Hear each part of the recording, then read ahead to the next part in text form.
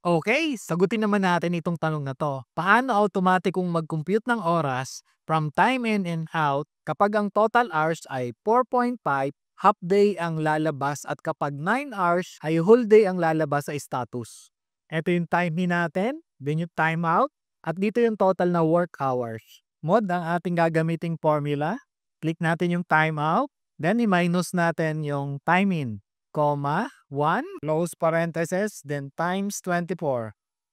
Ipapaliwanag ko sa huli yung ginamit nating formula. Kaya tapusin nyo yung video. Enter, 4.5.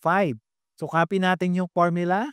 Then dito sa status, if function ang gagamitin natin. If C2 is less than to 9, half day, or else whole day. Close, then enter. So half day yung lumabas ng 4.5 hours. Okay?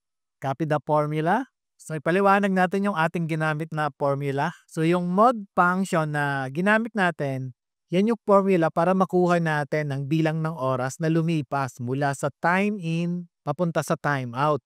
Yung B2 minus A2, ina-access nito yung pagkakaiba ng oras sa dalawang cell. Sa Excel, ang oras ay naka-encode bilang fraction ng isang araw. Example, 0.5 equals yun sa 12 hours. Then yung mod 2.1, tinitiyak niya na ang resulta ay palaging positive at nasa loob ng isang araw, 24 hours format. Kaya kahit na mag-timeout ka ng past midnight, gagana pa rin siya. Then itong times 24, kino-convert niya yung function ng araw sa aktual na oras. Halimbawa, 0.1875 times 24 is equals 4.5 hours. Okay?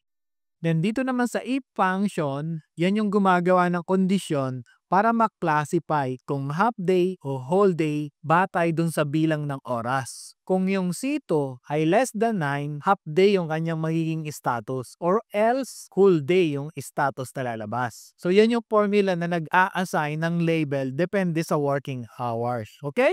And that's it. Follow my Facebook page and subscribe to my YouTube channel for more tutorials.